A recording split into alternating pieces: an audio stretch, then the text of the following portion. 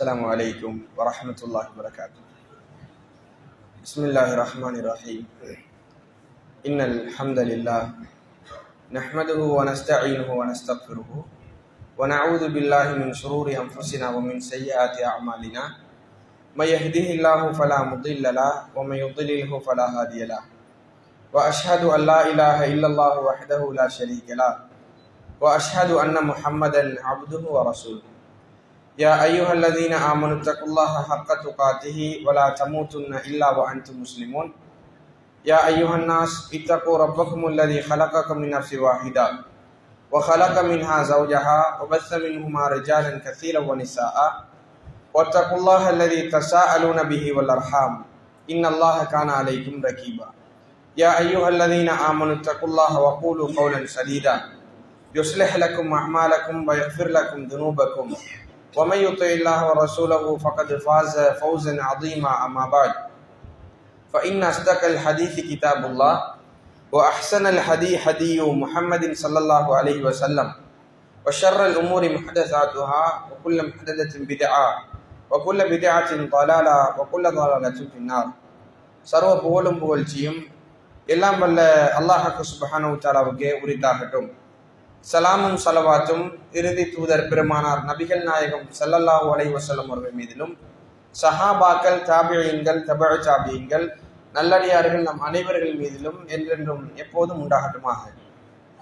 அல்லாஹ்வினுடைய பேரருளால் இந்த ரமலான் மாதத்தினுடைய இறுதி தருவாயிலே அல்லாஹ்வுக்கு மிகவும் விருப்பமான கியாமுல் லைல் தொழுகையை இமாம் ஜமாத்தோடு நிறைவேற்றிய நிலையில் அல்லாஹ்வுடைய மார்க்கத்தை கற்றுக்கொள்ள வேண்டும் என்ற நல்ல நோக்கத்தோடு இந்த மாளிகையிலே நாம் அனைவரும் ஒன்று கொள்ளிருக்கிறோம். அல்ஹம்துலில்லாஹ். இந்த அருமையான சந்தர்ப்பத்தில் குழந்தை வளர்ப்பில் நபி லுக்மான் அலைஹிஸ்ஸலாத்து வஸ்ஸலாமுடைய முன்மாதிரி என்ற ஒரு தலைப்பின் வாயிலாக உங்களோடு ஒரு சில மிக முக்கியமான விடயங்களை பகிர்ந்து கொள்ளலாம் என்று ஆசைப்படுகின்றேன். அன்புள்ள சகோதரர்களே, அல்லாஹ் தஆலா உலகத்தில் ஒரு மனிதனுக்கு பல்வேறுபட்ட நிஅமத்துகளை தந்திருக்கின்றான். அதில் ஒரு உன்னதமான ஒரு நிஅமத் என்ன தெரியுமா? அல்லாஹ் நமக்கு தந்த குழந்தைகள். குழந்தை இல்லாதவர்களிடத்தில் போய் கேட்டால் தெரியும் அந்த குழந்தை இல்லாததனுடைய வலியும், அந்த குழந்தை இல்லாததனுடைய கஷ்டமும், குழந்தை பாக்கியம் இல்லை என்று சொன்னவர்களிடத்தில் போய் ஒரு 2 நிமிடம் அவர்களோட உட்கார்ந்து உங்களுடைய குழந்தை இல்லாததை பற்றி நீங்க என்ன நினைக்கிறீர்கள், உங்களுடைய கருத்து என்ன அப்படி என்று உதாரணமாக போய் கேட்டு பாருங்கள். உண்மையிலே அவர்களுடைய மனதில் இருக்கின்ற வலிகள், அவர்களுடைய கஷ்டங்கள் எல்லாத்தையும் நம்மிடத்தில் சொல்லுவார்கள். உண்மையிலே ரொம்ப வேதனையாக இருக்கும். ஆனால் அல்லாஹ் தஆலா தந்த இந்த குழந்தைகளை எந்த அளவுக்கு ஒரு மனிதர் வழி நடத்த வேண்டும் என்பதை அல்லாஹ்வுடைய குர்ஆனும் நபிகள் நாயகம் ஸல்லல்லாஹு அலைஹி வஸல்லம் சுன்னாவும் நமக்கு சொல்லுகின்றது. அப்ப இந்த குழந்தைகள் விஷயத்தில் குறிப்பாக ஒரு தந்தை எப்படி நடந்து கொள்ள வேண்டும் என்பதை லுக்மான் அலைஹிஸ்ஸலாத்து வஸ்ஸலாமுடைய வரலாறுகளில் இருந்து நாம் என்ன செய்யலாம், தெரிந்து கொள்ளலாம். இந்த உலகத்தில் தந்தையாக இருக்கின்றவர்கள் யாரெல்லாம் தந்தை நிலையை அடைய போகின்றவர்கள், இவர்களுக்கு ஒரு மிக முன்மாதிரியாக பெரும் உபதேசங்களை தங்களுடைய குழந்தைக்கு லுக்மான் அலைஹிஸ்ஸலாத்து வஸ்ஸலாம் சொன்னார் அப்படி என்பதை அல்லாஹ்வுடைய குர்ஆன் சொல்கின்றது. ஆரம்பத்தில் அன்பார்ந்தவர்களே, நம்ம பார்க்கலாம் இந்த குழந்தைகள் விஷயத்தில் அல்லாஹ் தஆலா எப்படி பேசுறான் அப்படின்னு கேட்டால், நிறைய அல் குர்ஆனுடைய வசனத்தில் குழந்தைகளை பற்றி அல்லாஹ் சொல்லும் போது வஹப என்று சொல்லக்கூடிய வார்த்தையை யூஸ் பண்ணுவான். வஹப என்று சொன்னால் பரிசளித்தான். அப்ப குழந்தைகளோடு அல்லாஹ் சொல்லும் போது உங்களுக்கு நாம் பரிசளித்தோம், குழந்தையை உங்களுக்கு நாம் கிஃப்டாக தந்தோம் அப்படின்னு சொல்லி அல்லாஹ் தஆலா என்ன செய்வான் சொல்லுவான். அவ்வளவு பெருமதியான ஒன்றுதான் நமக்கு அல்லாஹ் தஆலா தந்திருக்கின்ற குழந்தைகள். இதை எப்படி மார்க்கம் சொன்ன அடிப்படையில் வளர்த்தெடுக்க வேண்டும் என்பதுதான் இன்றைய தலைப்பினுடைய ரத்தின சுருக்கம். அன்பார்ந்தவர்களே, அல்லாஹ் தஆலா சொல்றான், சூரா ஷூராவினுடைய 49-50வது வசனம், யஹபுலிமை யஷாஉ இனாசா. அல்லாஹ் தஆலா யாருக்கு நாடுகிறாரோ அவருக்கு அல்லாஹ் தஆலா பெண் குழந்தையை கொடுக்கின்றான். வயஹபுலிமை யஷாஉ துகூர். யாருக்கு அல்லாஹ் தஆலா நாடுகின்றானோ அவருக்கு அல்லாஹ் ஆண் குழந்தையை கொடுக்கின்றான். அவ் யுஸவ்விஜுஹும் ذுக்ரான வ இனாஸா. அல்லது ஆண் குழந்தையையும் பெண் குழந்தையையும் அல்லாஹ் தஆலா சேர்த்து கொடுக்கின்றான். வயஜாலு மையஷா வகீமா, யாருக்கு அல்லாஹ் தஆலா நாடுகிறானோ அவர்களை குழந்தை பாக்கியம் இல்லாதவர்களாக ஆக்கி விடுகிறான் என்று அல்லாஹ் சொல்றான். அப்ப சிலருக்கு நாங்க பார்க்கலாம் ஆண் குழந்தைகள் மட்டுமே வரிசையாக இருக்கும், எந்த பெண் குழந்தையும் இருக்க மாட்டார்கள். இன்னும் சிலரை பார்க்கலாம் பெண் குழந்தை மட்டும் வரிசையாக இருக்கும், ஆண் குழந்தை இருக்க மாட்டார்கள். சிலவர்களுக்கு கலப்பாக இருக்கும், ஆண் குழந்தை பெண் குழந்தை எல்லாம் கலப்பாக இருக்கும். ஆனால் அல்லாஹ் தஆலா உலகத்தில் சிலரை படைத்திருக்கின்றான், அவர்களை நாம் குழந்தை பேறு இல்லாதவர்களாக நாம் தான் படைத்தோம் என்று அல்லாஹ்வுடைய குர்ஆன் சொல்கின்றது. அப்ப அல்லாஹ் தஆலா தந்த இந்த சோதனையை பொருந்திக் கொள்வது ஒரு முஃமினுடைய பண்பாக இருக்க வேண்டும் என்பதை அன்புள்ள சகோதரர்களே ஆரம்பத்தில் நாங்கள் புரிந்து கொள்ளணும். அப்ப குழந்தை பாக்கியம் இல்லாதவர்கள் அல்லாஹ் தஆலா நமக்கு குழந்தையை தரவில்லை என்று சொல்லி ஒரு நாளும் மனம் தளர்ந்து விடக்கூடாது. ஏனென்று சொன்னால் குழந்தை இருக்கின்றவர்களை விட ஒரு விதத்தில் அவர்கள் பாக்கியசாலிகள். ஏன் தெரியுமா? அல்லாஹ் தஆலா நாளைக்கு மறுமையில் எழுப்பி நிப்பாட்டி உன் குழந்தை விவகாரத்தில் நீ எப்படி நடந்து கொண்டாய் என்று ஒரு கேள்வி கேட்பான். 5 பிள்ளை பெற்றவர், 4 பிள்ளை பெற்றவர், ஒவ்வொரு குழந்தையுடைய விவகாரத்திலும் நான் இப்படி நடந்தேன் என்று சொல்லி அல்லாஹ்வுக்கு சொல்லாத வரைக்கும் அவருடைய கால் நகர மாட்டாது. இந்த கேள்வி குழந்தை பாக்கியம் இல்லாதவர்களுக்கு இல்லை என்பார்கள். இப்படி அல்லாஹ் தஆலா பிடிப்பான். நீ எப்படியும் குழந்தையை வளர்த்தாய், மார்க்கம் சொன்ன அடிப்படையில் வளர்த்தாயா, இல்லது உன் குழந்தை அதாவது மார்க்கத்துக்கு முரணாக நடந்ததா, அதை நீ கண்டும் காணாத ஒரு தந்தையாக இருந்தாயா, அதை நீ கண்டிக்காத ஒரு தாயாக இருந்தாயா, இப்படி அல்லாஹ் தஆலா இப்போது இருக்கின்றதை போல லேசாக ஒரு குற்றவாளியை ஒரு காவல்துறை அதிகாரி விசாரிப்பதை போன்று விசாரிப்பான் என்று நினைத்து விடக்கூடாது என்பவர்களே. அல்லாஹ் தஆலா எழுப்பி அந்த விசாரணை ரொம்ப கடுமையான ஒரு விசாரணை. அந்த விசாரணைக்கு பதில் சொல்லாத ஒரு பாக்கியசாலிகள் தான் குழந்தை பேறு இல்லாதவர்கள் என்பதை ஆரம்பத்தில் நானும் நீங்களும் புரிந்து கொள்ள வேண்டும். அன்பார்ந்தவர்களே, இதன் அடிப்படையில் குழந்தை ஒன்று கிடைத்து லுக்மான் அலைஹிஸ்ஸலாத்து வஸ்ஸலாம் அவர்கள் எப்படியான நல்லுபதேசங்களை செய்தார், அதில் நாம் பெற வேண்டிய படிப்பினைகள் என்ன என்பதை குறிப்பிட்ட இந்த நேரத்துக்குள் உங்களோடு பகிர்ந்து கொள்ளலாம் என்று ஆசைப்படுகின்றேன். அன்புள்ள சகோதரர்களே, முதலாவது இந்த லுக்மான் அலைஹிஸ்ஸலாத்து வஸ்ஸலாம் யாரு அப்படி என்று பார்த்தால், இவர் ஒரு நல்ல மனிதர். நிறைய பேர் என்ன நினைச்சிட்டு இருக்கிறோம் சொன்னால் லுக்மான் அலைஹிஸ்ஸலாத்து வஸ்ஸலாம் ஒரு நபி அப்படின்னு நினைச்சிட்டு இருக்கிறோம். ஆனா லுக்மான் அலைஹிஸ்ஸலாத்து வஸ்ஸலாம் ஒரு நபி அல்ல, அவர் ஒரு நல்ல மனிதர். ஏன் தெரியுமா? ஆரம்பத்தில் நமக்கு அந்த புரிதல் வந்தது. யாருடைய பேருக்கு பின்னாடி அலைஹிஸ்ஸலாம் என்று வருகின்றதோ அவர்களை எல்லாம் நம்ம நபி அப்படி என்று சொல்லி நினைத்திருக்கின்றோம். அலைஹிஸ்ஸலாம் என்ற என்ன அர்த்தம்? அவர் மீது சலாம் உண்டாகட்டும். உதாரணமாக மரியம் யாரு? அலைஹிஸ்ஸலாம்.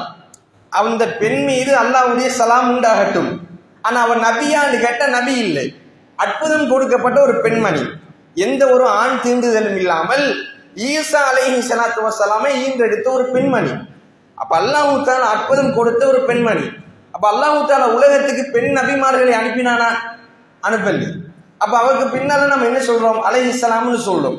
அத மாதிரி லுக்மான் அலைஹிஸ்ஸலாத்து வஸ்ஸலாமும் ஒரு நல்ல மனிதர், அறிவு ஞானம் கொடுக்கப்பட்ட ஒரு மனிதர். இப்படி நாங்க ஆரம்பத்துல லுக்மான் அலைஹிஸ்ஸலாத்து வஸ்ஸலாமை புரிந்து கொள்ள வேண்டும். ஒரு நல்லடியாராக இந்த உலகத்தில் வாழ்ந்தார் அப்படி என்பதை ஆரம்பத்தில் அன்புள்ள சகோதரிகளே நாங்க தெரிந்து கொள்ள வேண்டும். அப்ப பாருங்க, அல்லாஹ் தஆலா சொல்றான், சூரா லுக்மானினுடைய 12வது வசனத்தை நீங்க எடுத்து பாருங்க. அல்லாஹ் என்ன பேசுறான் தெரியுமா? வலகத் ஆதைனா லுக்மானல் ஹிக்மத அனிஷ்குர் லில்லாஹ். லுக்மானுக்கு நாங்கள் ஹிக்மத்தை கொடுத்தோம், அறிவு நுட்பத்தை கொடுத்து அல்லாஹ்வுக்கு நன்றி செலுத்துங்கள் அப்படின்னு சொன்னோம். வமை யஷ்குர் ஃபஇன்னமா யஷ்குரு லினஃப்ஸி. யார் அப்படி நன்றி செலுத்துகிறாரோ அவர் தனக்குத்தானே நன்றி செலுத்தியவராவார். வமன் கஃபர ஃபஇன்னல்லாஹ கனியுன் ஹமீத். யார் நிராகரிக்கிறாரோ, அப்படி நன்றி செலுத்தாமல் இருக்கின்றாரோ அவருக்கு அவர் விஷயத்தில் அல்லாஹ் தஆலா தேவையற்றவன், அல்லாஹ் புகழுக்குரியவன் அப்படின்னு சொல்லி அல்லாஹ்வுடைய குர்ஆன் சொல்கின்றது. அப்ப லுக்மான் அலைஹிஸ்ஸலாத்து வஸ்ஸலாமுக்கு நாங்கள் அறிவு ஞானத்தை கொடுத்தோம். அவரிடத்தில் நாங்கள் சொன்னோம், நீங்க அல்லாஹ்வுக்கு நன்றி செலுத்துங்க என்று. நன்றி உள்ள ஒரு அடியானாக இருந்தார். அப்ப மனிதன் தன்னிடத்தில் வளர்த்து கொள்ள வேண்டிய ஒரு பண்பு என்னன்னு கேட்டால் அல்லாஹ் தஆலா தந்த நிஅமத்துகளுக்கு நன்றி செலுத்துறோம். இப்ப நம்ம என்ன செய்யற, அல்லாஹ் என்னத்தை தந்தா? இப்ப அரபிக்காரன் போய் கேளுங்க, அப்போ கைஃப் ஹாலுக்குன்னு கேட்டா மரண படுக்கையிலையுமா அல்ஹம்துலில்லாஹ் தய்யிபம்மா, அல்ஹம்துலில்லாஹ் எல்லா போலும் அல்லாஹ்வுக்கே நல்லம் அப்படியம்மா. நம்மளவனை யோசிச்சு பாருங்க, நம்ம போய் ஒருவன்ட்ட நல்ல வசதி வாய்ப்பா செழிப்போட இருப்பான், எப்படி மச்சான் நல்லா இருக்கியா கேட்டா என்னத்தை செல்ல அல்லாஹ் என்னத்தை தந்தான்னு சொல்லிடுவான். அப்ப என்னன்னு சொன்னா அல்லாஹ்வுக்கு நன்றி செலுத்துகின்ற ஒரு பண்பை இந்த மனிதன் வளர்த்து கொள்ளல. அல்லாஹ் தஆலா எவ்வளவு நிக்மத்தை தந்தான், நம்மளுக்கு கண்ணை தந்து காதை தந்து. ஒரு கிட்னி ஃபெயிலியர் ஆயிட்டு வைங்க, ஒரு கிட்னி செயலிழந்து போயிட்டேன்னு சொன்னால் அல்லாஹ் தஆலா தந்து அந்த கிட்னியினுடைய பெருமதி அப்ப புரியும். கண் இல்லை என்று வைங்க, கண் பார்வை திடீரென்று இல்லாமல் போய்விட்டது. அல்லாஹ் தந்த இந்த கண் மாணிக்கத்தினுடைய பெருமதி தெரியும். அன்பார்ந்தவர்களே, எல்லாத்தையும் விடுங்க, சொத்து தரல அல்லாஹ் தஆலா, குழந்தை தரல அல்லாஹ் தஆலா, நமக்கு அதாவது பெரிய பட்டம் பதவிகளை தரல, விடுங்க. அல்லாஹ் முஸ்லிமாக பிறகு வைத்திருக்கின்றானே, ஒரு முஸ்லிம் தாய் தந்தையினுடைய வயிற்றில் என்னையும் உங்களையும் அல்லாஹ் தஆலா பிறகு செய்திருக்கின்றானே, இதற்கு எவ்வளவு சுஜூது செய்தாலும் அன்பார்ந்தவர்களை ஈடாக மாட்டாது. ஏனென்று சொன்னால் இந்த உலகத்தில் இணை வைப்புக்கு எதிராக போர்க்கொடி தூக்கி ஒரு நபி, இணை வைப்புக்கு எதிராக அல்லாஹ்விடத்தில் யா அல்லாஹ், நான் இரவும் பகலுமாக இந்த மக்களை இஸ்லாத்தின் பால் அழைக்கின்றேன், இணை வைப்பை விடுகிறார்கள் இல்லை என்று சொல்லி அல்லாஹ்வுக்காக இணை வைப்புக்கு எதிராக இந்த உலகத்தில் தஅவா செய்தவர் நபி நூஹ் அலைஹிஸ்ஸலாத்து வஸ்ஸலாம். அவருடைய மனைவி காஃபிர் என்று அல்லாஹ் சொல்றான், அவருடைய மகன் காஃபிர் என்று அல்லாஹ் சொல்றான். உலகத்துல ஆண் ஆண் திருமணம், பெண் பெண் திருமணம், இந்த திருமண வாழ்க்கை ஓரின சேர்க்கை அழிந்து விட வேண்டும் என்பதற்காக மிக மும்முரமாக பிரச்சாரம் செய்தவர் லூத் அலைஹிஸ்ஸலாத்து வஸ்ஸலாம். அவருடைய மனைவி காஃபிர் என்று அல்லாஹ் சொல்கிறான். அன்பார்ந்தவர்களே, ஒரு நபியினுடைய மனைவிக்கு கொடுக்காத ஹிதாயத்தை அல்லாஹ் தஆலா எனக்கும் உங்களுக்கும் தந்திருக்கிறான் என்று சொன்னால், இந்த ஹிதாயத்தை தந்ததற்காக அல்லாஹ்வுக்கு நாங்கள் நன்றி செலுத்தக்கூடிய அடியார்களாக மாற வேண்டும். அன்பார்ந்தவர்களே, அப்ப அல்லாஹ் தஆலா என்ன நிஅமத்துக்களை தந்திருக்கின்றானோ அதுக்கு நன்றி செலுத்துற ஒரு பண்பு நம்மள்கிட்ட வர வேண்டும்.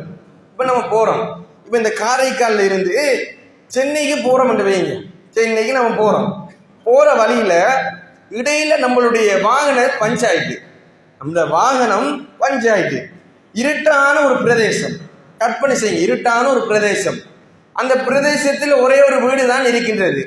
இப்ப நம்ம போய் அங்கால இடத்துக்கு நகரவும் முடியாது, பின்னாடி வந்து விடவும் முடியாது. அந்த வீட்டில் இருக்கின்ற ஒரு நபர் வந்து, நீங்க வாங்க வந்து எங்க வீட்டில் நைட்டுக்கு தங்குங்க, தங்கிட்டு காலையில அப்புறம் மிச்சத்தை பார்த்துக்கலாம் அப்படின்னு சொல்லி தங்குவதற்கு ஒரு அறை தருகின்றார், அல்லது ஒரு நிலத்துண்டு தருகின்றார். காலையில எழும்பின உடனே உங்களை அனுசரித்து, உங்களை உபசரித்து உங்களுக்கு ஒரு கப் தேநீர் தருகிறார். குடிச்சிட்டு என்ன சொல்லுவோம் அன்பார்ந்தவர்களே, யாரென்றே தெரியாத உறவு, நம்ம கண்கள் காணாத உறவு, இப்படி நம்மளை அரவணைத்ததற்காக நீங்க கண்டிப்பா காரைக்காலுக்கு வந்துதான் ஆகணும், கண்டிப்பா நீங்க எங்க ஊருக்கு வந்துதான் ஆகணும். நீங்க அந்த வழியால வேறு எங்கேயாலும் போறேன்னு சொன்னா எங்க ஊருக்கு வராம போயிடக்கூடாது. அடுத்த பயணம் சென்னைக்கு போகும்போது நம்மளுக்கு அனுசரிச்சவன், நம்மளை கவனிச்சவன் என்று என்ன செய்வோம், ஒரு பேகை கொண்டு போய் கொடுப்போம். இது மனித உணர்வு, நன்றி செலுத்துவதற்கு. அன்பார்ந்தவர்களே, ஒரு இரவு தங்குவதற்கும் ஒரு கப் தேநீரும் தந்ததற்கு நாம் செலுத்திய நன்றி இது. அல்லாஹ் தஆலா எவ்வளவு நியமத்தை தந்திருக்கிறான், எவ்வளவு நியமத்தை எனக்கும் உங்களுக்கு தந்திருக்கின்றார். அல்லாஹ்வுக்கு நம்ம நன்றி செலுத்துறோம் இல்லை, எவ்வளவுதான் தந்தாலும் போதும் என்ற மனம் கொண்ட ஒரு உள்ளங்களாக மாறுவதற்கு நம்ம உள்ளங்கள் மறுக்கின்றது. அதனால் அன்பார்ந்தவர்களே, முதலாவது ஒரு மனிதன் அல்லாஹ்வுக்கு நன்றி செலுத்தக்கூடிய பண்பை வளர்த்து கொள்ள வேண்டும் என்பதை லுக்மான் அலைஹிஸ்ஸலாத்து வஸ்ஸலாமுக்கு அல்லாஹ் தஆலா பாடம் சொல்லி கொடுக்கின்றான். அதே போன்று லுக்மான் அலைஹிஸ்ஸலாம் பாருங்க, வஇது கால லுக்மானு லிஇப்னிஹி வஹுவ யஇதுஹு, லுக்மான் அலைஹிஸ்ஸலாம் தன்னுடைய மகனாருக்கு உபதேசம் செய்கின்ற போது எப்படி சொன்னார் என்பதை அல்லாஹ் சொல்றான். யா புனை, என்ற அருமை மகனே, லா துஷ்ரிக் பில்லா, அல்லாஹ்வுக்கு இணை வைத்து விடாதே. இன்ன ஷிர்க லதுலுமுன் அதீம், நிச்சயமாக இணை வைப்பு இருக்கின்றதே மகன், அது ரொம்ப பெரிய ஒரு அநியாயம் அப்படி என்பதை லுக்மான் அலைஹிஸ்ஸலாத்து வஸ்ஸலாம் அவர்கள் சொல்லிக் கொடுக்கிறாங்க. அப்ப அன்பார்ந்தவர்களே, இதுல 3 விடயத்தை நாங்கள் எடுத்துக்கொள்ளலாம். ஒன்று, ஒரு தந்தை ஒரு குழந்தைக்கு உபதேசம் செய்கின்ற போது எப்படியான அணுகுமுறைகளை கையாளணும். முதலாவது, ஒரு குழந்தையை அழைக்கின்ற முறை. லுக்மான் அலைஹிஸ்ஸலாம் என்ன சொல்லி அழைத்தார்? யா புனை, என்ற அருமை மகனே என்று அழைத்தார். அப்போ ஒரு உபதேசத்தை சொல்லுகின்ற போது கண்டிப்பாக நாங்கள் கையாள வேண்டிய ஒரு நுட்பம் என்னன்னு சொன்னால், நம்ம ஏரியாவில் நம்ம பிரதேசத்தில் என்ன சொற்பிரயோகங்கள் அந்த குழந்தையை சீராட்டி பாராட்டுவதற்கு பயன்படுத்தப்படுகின்றதோ நம்ம அதை பயன்படுத்திடணும். என் செல்ல மகன், என் தங்க மகன், என் செல்லம், என் முத்து, என் மாணிக்கம், என் ஈர கொழுந்து, இப்படி எல்லாம் சொல்லுவோம் இல்லையா? இந்த வார்த்தைகளை ஒரு தந்தை யூஸ் பண்ணுவாராக இருந்தால் நிச்சயமாக அந்த குழந்தைக்கு அடுத்தது தந்தை சொல்வதற்கு கட்டுப்பட வேண்டும் என்ற ஒரு உணர்வு உளவியல் ரீதியாக என்ன செய்யும்? ஏற்பட்டுவிடும். அல்லாஹ்வுடைய தூதர் நபிகள் நாயகம் ஸல்லல்லாஹு அலைஹி வஸல்லம் அவர்கள் குழந்தைகளோடு எப்படி நடந்தாங்க அன்பார்ந்தவர்களே? எப்படி நடந்தாங்க? அல்லாஹ்வுடைய தூதர் வீட்டுக்கு வருவாங்களா? வீட்டுக்கு வந்து தன் 2 கையையும் அல்லாஹ்வுடைய தூதர் நிலத்தில் குத்தி, தன் 2 முட்டம் காலையும் அல்லாஹ்வுடைய தூதர் நிலத்தில் குத்தி, அல்லாஹ்வுடைய தூதர் சவாரி செய்வதை போன்று எழும்பி நிற்பார்களா?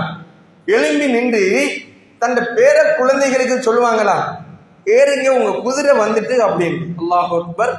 யார் செய்தது இது? இந்த உம்மத்தினுடைய கடைசி தூதர். அவர்தான் நாட்டினுடைய ஜனாதிபதி.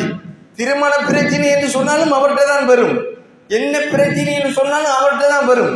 வஹியும் அவருக்குத்தான் வருகின்றது. சஹாபாக்களை வழி நடத்துவதும் அவர்தான். போருக்கு சில வேளைகளில் தலைமை தாங்குவதும் அவர்தான்.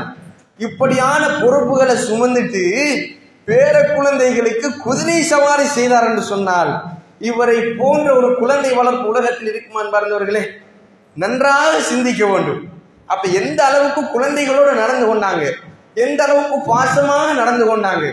அனஸ் இப்னு மாலிக் ரலியல்லாஹு அன்ஹு சொல்றாங்க, ரசூலுல்லாஹி ஸல்லல்லாஹு அலைஹி வஸல்லம் இடத்தில் நான் 10 வருடம் அடிமையாக இருந்திருக்கிறேன். 1-2 வருடம் அல்ல, 10 வருடம் ரசூலுல்லாஹி ஸல்லல்லாஹு அலைஹி வஸல்லம் இடத்தில் நான் அடிமையாக வேலை செய்திருக்கிறேன். ஒரு நாள் கூட அல்லாஹ்வினுடைய தூதர் ஏன் அனஸ் இதை செய்தாய் என்று கேட்கவில்லை, ஏன் இதை செய்யவில்லை என்றும் கேட்கவில்லை, இப்படி செய்திருக்கலாமே என்றும் சொல்லவில்லை. அல்லாஹ் அக்பர். இது யார் செய்தது அன்பார்ந்தவர்களே? ரசூலுல்லாஹி ஸல்லல்லாஹு அலைஹி வஸல்லம் 10 வருடம் தனக்கு கீழே அடிமையாக இருந்தவர்கிட்ட இந்த 3 கேள்வியும் கேட்கவில்லை என்று சொன்னால் அல்லாஹ்வுடைய தூதர் எப்படி இருந்திருக்கிறார்கள்? நபிகள் நாயகம் ஸல்லல்லாஹு அலைஹி வஸல்லம் அவர்கள் இமாம் ஜமாத் செய்வார்கள். தன் பேர குழந்தையை தூக்கி வைத்து அல்லாஹ்வுடைய தூதர் சொல்வார்கள். குழந்தைகளுடைய சத்தமும் ஆரவாரமும் இன்றைக்கு பள்ளிக்குள்ள கேட்டார் எந்த அளவுக்கு பொங்கி எழுகிறோம் அன்பார்ந்தவர்களே. குழந்தையை பள்ளிக்கு அழைத்து வருவது தந்தையினுடைய தார்மீக கடமை. அவர் அழைத்து வரணும். ஒரு நாளைக்கு பிள்ளை கரைச்சல் படுத்தும், ஒரு நாளைக்கு அவன் கிண்டல் அழைப்பான், ஒரு நாளைக்கு சஃபோல் எல்லாம் ஓடிச்சிடும். ஒரு நபித்தோழர் அறிவிக்கிறார், நான் சின்ன பிள்ளையாக இருக்கும்போது சஃபுகளுக்கு இடையில் நான் அங்கேயும் இங்கேயும் ஓடித்திருவேன், யாருமே என்னை கண்டுக்க மாட்டாங்க. நம்ம என்ன செய்யறோம்? கொதிச்செல்கின்றோம். அவசரம், ஆச்சரம், கோபம் இதெல்லாம் வந்து விடுகின்றது. அப்ப அன்பார்ந்தவர்களை, குழந்தைகள் என்று சொன்ன அவர்களுக்கென்று ஒரு தன்மை இருக்கின்றது, அவர்களுக்கென்று சிந்திக்கின்ற ஒரு அளவு இருக்கின்றது. அதற்கு மேல அவங்க சிந்திக்க மாட்டாங்க. குழந்தைகள் என்று சொன்னாலே சுட்டித்தனம் கொண்டவர்கள். அதை நாம் நல்ல முறையில் நடத்த வேண்டும் என்ற ஒரு உணர்வு நம் அனைவருக்கும் இருக்க வேண்டும் என்பதை அன்புள்ளவர்களே நம்ம புரிந்து கொள்ள வேண்டும். ரசூலுல்லாஹி ஸல்லல்லாஹு அலைஹி வஸல்லம் அவர்கள் தன்னுடைய வளர்ப்பு மகனோடு என்ன செய்யறாங்க என்று சொன்னா சாப்பிடுறாங்க, சகன்ல சாப்பிடுறாங்க. சாப்பிட்டு கொண்டிருக்கும் போது அன்பார்ந்தவர்களே, சின்ன பிள்ளை தானே, சகன்ல கை அங்கேயும் இங்கேயும் போட்டு அலைகிறார். சின்ன பிள்ளை என்று சொன்னா நம்ம இந்த விஷயத்துல ஒன்றை புரிஞ்சு கொள்ளணும். சகன்ல நம்ம குழந்தைகளை வைப்போமா என்று சொன்னாலும் தெரியாது. இப்ப நம்ம வீட்டுக்கு ஒரு விருந்தாளி வந்தா என்ன செய்கின்ற, மனைவிட பக்கம் குழந்தையை அனுப்பி விடுவோம், கேட்டுன போட்டு மறைச்சாச்சு இந்தியாவில் என்ன செய்வாங்க, பெரியவர்கள் வந்து சாப்பிடுவாங்க. அப்படி ஒரு பண்பு நம்ம சமயத்தில் இருக்கு, நம்ம சில முஸ்லிம்களிடத்தில் இருக்கின்றது. அல்லாஹ் அருள் செய்தவர்களை தவிர என்ன செய்து விடுவோம், தப்பி தவறி அந்த கேட்டதுக்கு இந்தியால வந்துட்டான்னு சொன்னா பாப்பாவுடைய ஒரு பார்வை குழந்தை என்ன செய்து விடும்.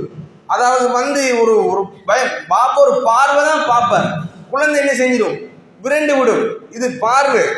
ரசூலுல்லாஹி ஸல்லல்லாஹு அலைஹி வஸல்லம் அவர்கள் அன்பார்ந்தவர்களே சகல்ல சாப்பிட்டு கொண்டிருக்கிறாங்க.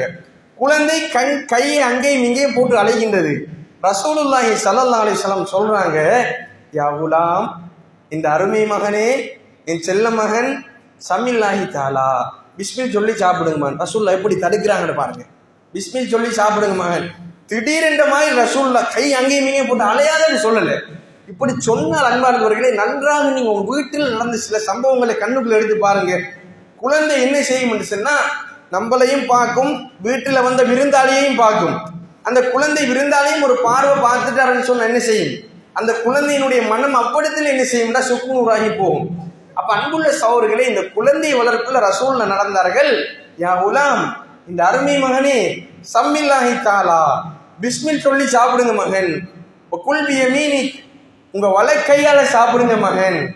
குல் மிம்மாயலி, உங்க பக்கத்தில் இருக்கிறத சாப்பிடுங்கமா நின்றாங்க. மூன்றாவது தடவை ரசூல்லா சுத்தி வளைச்சி வராங்க. வந்துட்டு உங்க பக்கத்தில் இருக்கிறத சாப்பிடுங்கமான்னு சொன்னா விஷயம் முடிஞ்சு. ரசூல்லா பிஸ்மில் சொல்ல சொல்லி, அதுக்கப்புறம் உங்க வலக்கையால சாப்பிட சொல்லி, உங்க பக்கத்தில் இருக்கிறத சாப்பிடுங்க என்று சொன்னார். என்று சொன்னால் குழந்தை வளர்ப்பில் பெருமானார் ஸல்லல்லாஹு அலைஹி வஸல்லம் அவர்கள் நடந்து கொண்டு அழகான முறையை அன்பார்ந்தவர்களே நானும் நீங்களும் புரிந்து கொள்ள வேண்டும். அடுத்ததாக ரசூலுல்லாஹி ஸல்லல்லாஹு அலைஹி வஸல்லம் அவர்கள், அதாவது லுக்மான் அலைஹிஸ்ஸலாத்து வஸ்ஸலாம் அவர்கள் இப்படி குழந்தையை அழைத்து சொன்னார்கள், லா துஷ்ரிக் பில்லாஹ், அல்லாஹ்வுக்கு இணை வைக்காதே மகன் என்றார்கள். இது நம்ம கண்டிப்பாக ஃபாலோ பண்ண வேண்டிய ஒரு நடைமுறை. குழந்தைகளை பொறுத்த வரைக்கும் என்ன செஞ்சிடும், அந்த குழந்தைகள் சிறிய வயதில் இருக்கும்போது தந்தை சேப்பார், இந்த வயசுல என்னத்துக்கு மார்க்கத்தை சொல்லி கொடுக்க, அந்த குழந்தை வளர்ந்து விட்டு போயிருந்தானே, அது பிறகு படிச்சு கொள்ள மட்டும் சொல்லி தந்தை விட்டுருவார். தந்தை என்ன செய்வான், குழந்தை என்ன செய்யும் மாறி ஒரு காலேஜுக்கு போகும். அந்த காலேஜில் போய் படிச்சு, அந்த காலேஜில் ஒரு நண்பன் இருப்பான், அவன் இணை வைப்புக்கு சார்பான ஒருத்தனாக இருப்பான், அல்லது கொள்கையை விட்டு தூரமான ஒருத்தனாக இருப்பான். அவன் சிலைகள் மீது, அந்த கபர் மீது நம்பிக்கையில் ஒருத்தனாக இருப்பான். அவன் தாயத்தின் மீது, தகடுகளின் மீது நம்பிக்கை உள்ள ஒருத்தனாக இருப்பான். இணை வைப்பில் மூலிகை ஒருத்தனாக இருப்பான். நம்ம குழந்தை போய் நட்பாகி என்ன செய்யும், சில வேளை அதில் மாறி தன் குழந்தையை மீட்டெடுக்க முடியாத நிறைய தந்தைமார்களும் இந்த உலகத்தில் இருக்கத்தான் செய்கின்றார்கள். அப்போ முதலாவது அல்லாஹ் தஆலா உங்களை அழித்து நாசமாக்கக்கூடிய 7 பெரும்பாவங்களை விட்டு உங்களை எச்சரிக்கிறேன் என்றார்கள். முதலாவது அஷ்ரிகு பில்லாஹ், அல்லாஹ்வுக்கு இணை வைத்தல் என்றார்கள். அப்ப அல்லாஹ்வுக்கு இணை வைப்பதை இந்த தந்தை தன் குழந்தைக்கு முதலாவது சொல்ல வேண்டும். பெரிய படிப்பு படிச்சிருப்பாரு, ஆனா இணை வைப்புன்னு சொன்னா மகனுக்கு என்னன்னு தெரிஞ்சிருக்க மாட்டாரு. அவரை பேருக்கு பின்னால் 1000 பட்டம் இருக்கும், பிரச்சனை இல்லை, உலகத்துக்கு உண்டான பட்டம் அது. நாளைக்கு மறுமையில் அல்லாஹ் தஆலா சூரா நிசாவினுடைய 48வது வசனத்தில் சொல்றான், இணை வைத்து விட்டு வந்தால் மன்னிக்க மாட்டேன். இணை வைப்பை தவிர அல்லாஹ் தஆலா எல்லா பாவத்தையும் மன்னிப்பேன், இணை வைப்பை மன்னிக்க மாட்டேன், அது தவிர்ந்த ஏனைய பாவங்களை தன் நாடியோருக்கு மன்னிப்பேன் என்று அல்லாஹ் சொல்றான். அப்ப இந்த பாவத்தை, ஒரு கொடூரமான பாவம் என்பதை ஒரு தந்தை கண்ட மகனுக்கு சொல்லிக் கொடுக்க வேண்டும். இல்லை என்று சொன்னா, சின்ன குழந்தை தானே, இந்த வயசுல நம்ம ஹராம் ஹலால் பார்க்கிறதா, இந்த வயசுல அகீதாவை சொல்றதா, இந்த வயசுல இந்த குழந்தைக்கு ஷிர்கண்டா என்னன்னு தெளிவுபடுத்துறதா, இப்படி நினைத்தோம் என்று சொன்னால் அன்பார்ந்தவர்களே, தன் குழந்தை பெரிய ஆளானதுக்கு பின்னாடி ஒரு மிக பெரும் சமூக விளைவை, மார்க்க விளைவை நாங்கள் சந்திக்க வேண்டி ஏற்படும் என்பதை உள்ளத்தில் ஆழமாக பதிந்து கொள்ள வேண்டும். நபிகள் நாயகம் ஸல்லல்லாஹு அலைஹி வஸல்லம் ஒரு பேர குழந்தை ரசூலுல்லாஹி ஸல்லல்லாஹு அலைஹி வஸல்லம் அவர்களுக்கு ஜக்காத்து பொருட்களுக்காக பேரீச்சம்பழங்கள் வருகின்றது. ஜக்காத்து பொருள் பேரீச்சம்பழம் வருகின்றது. அல்லாஹ்வுடைய தூதருக்கும் அல்லாஹ்வுடைய தூதருடைய குடும்பத்தாருக்கும் அல்லாஹ் தஆலா ஜக்காத்து பொருட்களை ஹராம் ஆக்கியிருந்தான். அவங்க சாப்பிட இயலாது, அவங்களுக்கு தனி சட்டம், அவங்க சாப்பிட இயலாது.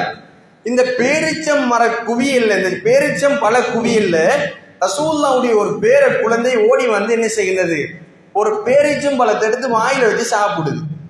ரசூலுல்லாஹி ஸல்லல்லாஹு அலைஹி வஸல்லம் அவர்கள் ஓடி வராங்க, தன்னை விரல்ல அந்த குழந்தையினுடைய வாய்க்குள்ள ஓட்டி கஸ் கஸ் துப்புங்க மகன் துப்புங்க, அல்லா தாரீஃப் பண்ணால நான் குலஹாதா, உங்களுக்கு தெரியாத மகன் நம்ம இதை சாப்பிடக்கூடாது, அல்லாஹ் தஆலா நமக்கு ஹராமாக்கி இருக்கிறான்னுட்டாங்க.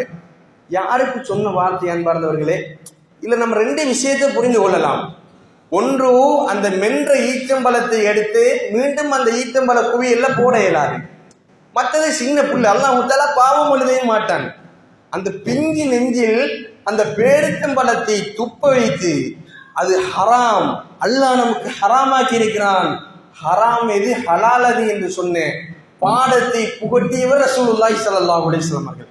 அன்பார்ந்தவர்களே, குழந்தை வளர்ப்பில் சின்ன பருவத்திலிருந்து மார்க்க கல்வி சம்பந்தமான போதனைகள் நம் குழந்தைகளுக்கு தெளிவூட்டப்பட வேண்டும் என்பதை நாம் புரிந்து கொள்ள வேண்டும். இணை வைப்பை பற்றி சொல்லிவிட்டு, இன்ன ஷிர்கல் ஸுல்முன் அலீம், நீங்க இணை வைத்தல் என்று சொன்ன மகன் அது மிக பெரும் ஒரு அநியாயம் என்பதையும் அல்லாஹ்வுடைய குர்ஆன் என்ன செய்கிறது, சொல்கின்றது. அப்ப இணை வைப்பை பொறுத்த வரைக்கும் அல்லாஹ்வுக்கு ஒரு மனிதன் செய்கின்ற ஒரு மிகப்பெரிய ஒரு அநியாயம் அது. அல்லாஹ் தஆலா தான் படைத்து பரிபாலித்து காத்து போஷித்து எல்லாம் செய்கின்றான். இந்த அல்லாஹ்வை விட்டுவிட்டு ஒரு மனிதன் ஒரு கபரிடத்தில், ஒரு நல்லடியார் என்ற பெயருள்ள ஒரு இடத்தில், ஒரு மகானிடத்தில் போய் எங்க பாவத்தை மன்னித்து விடுங்கள் என்று சொல்லி மண்டியிடுறான் என்று சொன்னால் அல்லாஹ்வுக்கு செய்கின்ற அநியாயமா இல்லையா அன்பார்ந்தவர்களே? அப்ப லுக்மான் அலைஹிஸ்ஸலாம் முதலாவது யூஸ் பண்ணினார், மகன் நீங்க எப்படியான பேர் சொல்லி அழைத்தார், அந்த மகனை நல்ல பேர் சொல்லி அழைக்கிறார். இரண்டாவது ஒரு பாவத்தை சுட்டி காட்டுறது, நீவி பேர் சொல்ல பாவத்தை. மூணாவது அந்த பாவம் தொடர்பான விளைவை சொல்கின்றார். அப்ப எப்போதுமே ஒரு தந்தை ஒரு பாவத்தை சுட்டி காட்டுறாருன்னு சொன்னால் அந்த பாவம் தொடர்பான விளைவையும் சொல்ல வேண்டும். இந்த வீதியால போகாத மகன், ஏன் என்று சொன்னா இந்த வீதியில நாய் நிக்கிறது, ரைட்டா, இந்த வீதியால நீ போகாத, ஏன் என்று சொன்னா போகாம நீ விட்டதுக்கு என்ன காரணம் நான் சொல்லணும் என்று சொன்னால் அந்த வீதியால நாய் நிற்கும், எனவே நீ இன்னொரு வழியால போய்கொள். இந்த பாவத்தை செய்யாத மகன், எனவே ஏன் என்று சொன்னால் இந்த பாவத்தில் இப்படியான ஒரு தண்டனை இருக்கின்றது, இப்படியான ஒரு தண்டனை அல்லாஹ் தருவார். எனவே எந்த பாவத்தை சொன்னாலும் அந்த பாவம் குறித்தான தண்டனை என்ன செய்ய வேண்டும், சொல்ல வேண்டும் என்பதை லுக்மான் அலைஹிஸ்ஸலாத்து வஸ்ஸலாமுடைய பிள்ளை வளர்ப்பு நமக்கு பாடம் சொல்கின்றது. அன்புள்ளவர்களே, அடுத்ததாக அல்லாஹ் தஆலா பொதுவாக மனிதர்களுக்கு ஒரு உபதேசம் செய்கின்றான். வஸைனல் இன்சான பிவாலிதைஹி, அல்லாஹ் தஆலா மனிதனுக்கு அவனுடைய பெற்றோர்கள் விடயத்தில் வசியத் செய்கின்றான். ஹமலத்ஹு உம்முஹு வஹ்னன் அலா வஹ்ன், அவனுடைய தாய் அவனை சிரமத்துக்கு மேல் சிரமமாக சுமந்தாள், சிரமத்துக்கு மேல் சிரமமாக சுமந்தாள். வஃபிசாலுஹு ஃபீ ஆமீன், அவனுக்கு பால் குடி மறக்க செய்த ஆண்டு 2 ஆகும். ஒரு தாய் தன் குழந்தைக்கு பால் ஊட்டி அந்த பால் குடி மறப்பதற்கு 2 ஆண்டுகள் எடுக்கின்றது. இது அல்லாஹ் சொல்லிவிட்டு சொல்றான், அனிஷ்குர்லி வலி வாலிதே, மனிதா எனக்கு நீ நன்றி செலுத்து. முதலாவது அல்லாஹ் சொல்றான், எனக்கு நீ நன்றி செலுத்தி, வலி வாலிதே உன் பெற்றோருக்கும் நீ நன்றி செலுத்தி, இலையல் மசீர் என்னிடத்தில் நீ திரும்பி வர வேண்டும் அப்படி என்று அல்லாஹ் சொல்றான். அப்ப அல்லாஹ் தஆலா படைத்தவன், அவனோடு சேர்த்து அவனுக்கு அடுத்தபடியாக உலகத்தில் ஒரு உன்னதமான ஒரு உறவை அறிமுகப்படுத்துகிறான் என்று சொன்னால் நம்முடைய பெற்றோர்கள். அன்பார்ந்தவர்களே, இன்றைக்கு நிறைய பேர் எழுந்திருப்போம். அன்பார்ந்தவர்களே, நம்ம திருமணம் முடித்து நமக்கு குழந்தைகள் இருக்கலாம், நம்ம திருமணம் முடித்து நமக்கு பேர குழந்தைகள் இருக்கலாம். நம் தாய் நமக்கு தாய் தான். நல்லா யோசிச்சு பாருங்க, இறுதியாக என் தாயை எப்போது நான் போய் தரிசித்து அவளுக்கு ஆரோக்கியம் கேட்டு அவளிடத்தில் சலாம் சொல்லி அவளுக்கு புன்முறுவல் கொடுத்து, நிறைய பேர் செய்யறல்ல. ஏன்னு சொன்ன நம்ம பெரிய ஆளாயிட்டோம். உம்மா முதுமை அடைந்துட்டார், அவ ஒரு சைட்ல இருப்பா. இதற்காக வேண்டி என்ன செய்வார்கள், ஒரு பக்கத்தில் அந்த தாய் முடங்கி குடக்க இவர்கள் சொகுசான வாழ்க்கையை அனுபவித்து பயணித்துக் கொண்டு இருப்பார்கள். அன்பார்ந்தவர்களே, இதற்கு மேலொரு படியாக இன்றைக்கு சமூகம் என்ன செய்கிறது, தன் தாய் தந்தையர்களுக்கு எதிராக நீதிமன்றத்தில் ஒரு சிலர் வழக்கும் தொடர்கிறார்கள். அன்பார்ந்தவர்களை அழிந்து போவார். தன் தாய் தந்தையர்களுக்கு எதிராக யாரெல்லாம் இந்த உலகத்தில் செயல்படுகிறார்களோ மிக பெரும் தண்டனை அல்லாஹ் தஆலா தருவான். அன்பார்ந்தவர்களே, எவ்வளவு கஷ்டப்பட்டு தன் வயிற்றில் 9 மாதம் சுமந்த தாய், தன் தோளில் காலமெல்லாம் சுமந்த தந்தை, அந்த தாய்க்கும் தந்தைக்கும் நிகராக இந்த உலகத்தில் ஒரு மனிதன் செயற்படுகிறான் என்று சொன்னால் இவனை போல ஒரு நஷ்டவாளி யார்? அன்பார்ந்தவர்களே, இன்றைக்கு நேசம், பாசம், காதல் என்ற வகையில் சிக்கிக்கொண்ட நம்முடைய இளைஞர்களும் யுவதிகளும் என்ன காரணம் சொல்றாங்க? என் மேல் அவ்வளவு பாசம் வைத்தது என்னுடைய தாய் அவ்வளவு பாசம் வைத்திருக்கிறாள். அதை விட மேலாக எனக்காக வேண்டிய உயிரையும் கொடுக்க துணிந்தவன் என்னுடைய காதலர், எனக்காக கையை வெட்டியவன், எனக்காக வீதியில் வந்து போராடியவன், எவ்வளவு பாசம் வைத்தவன் தெரியுமா என்று சொல்லி இன்றைக்கு நிறைய பேர் சொல்றாங்க. அன்பார்ந்தவர்களே, நம்ம யார் என்று தெரியாமல் நேசித்தது நம்முடைய தாய்.